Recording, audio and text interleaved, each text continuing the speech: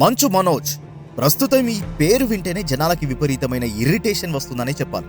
ఒకప్పుడు ఇండస్ట్రీలో అడపాదడపా కొన్ని సినిమాలు చేసిన మనోజ్ ప్రస్తుతం సినీ పరిశ్రమలో ఫ్లాప్ హీరోగా మిగిలిపోయాడు. దానికి కారణం కూడా లేకపోలేదనే చెప్పాలి. ఎప్పుడూ షూటింగ్కి టైంకి రాకపోవడం, ప్రొడ్యూసర్ల దగ్గర అడ్వాన్స్ డబ్బులు తీసుకుని షూటింగ్లు ఎగ్గొట్టడం, తోటి హీరోయిన్స్తో అసభ్యంగా ప్రవర్తించడం, ఇలా మనోజ్ గురించి ఒక్కటేమిటి, చాలా మందికి తెలియని ఎన్నో రహస్యాలున్నాయి. అంతేకాకుండా మనోజ్ చాలాసార్లు తాగి పబ్బులో గొడవలు పడటం, ఎవరిని పడితే వాళ్ళని కొట్టడం కూడా చేసేవాడు.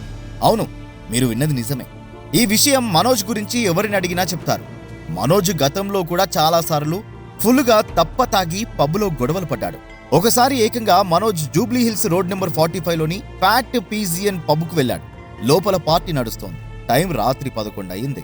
మ్యూజిక్ తక్కువగా ఉండడంతో ఒక్కసారిగా సౌండ్ మొత్తం పెంచాలని ఆ పబ్ నిర్వాహకులను మనోజ్ బెదిరించాడు. కానీ పబ్ ఓనర్స్ సౌండ్ పెంచడానికి ఒప్పుకోకపోవడంతో మనోజ్ వారిపై రెచ్చిపోయాడు. అక్కడితో ఆగకుండా ఆ పబ్ ఓనర్స్ ని కొట్టి నానా హంగామా సృష్టించాడు. అక్కడ ఉన్న పబ్లోని ఫర్నిచర్ మొత్తం ధ్వంసం చేశాడు. పబ్కి వచ్చిన అమ్మాయిలను సైతం టీస్ చేశాడు.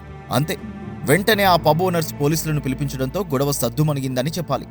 ఇక్కడ కూడా మోహన్ బాబు తన తండ్రి ప్రేమ చాటుకుని ఆ పబ్ యజమానులకి పర్సనల్ గా రిక్వెస్ట్ చేయడంతో మంచు మనోజ్ పై పోలీసులు కేసు నమోదు చేయలేదు.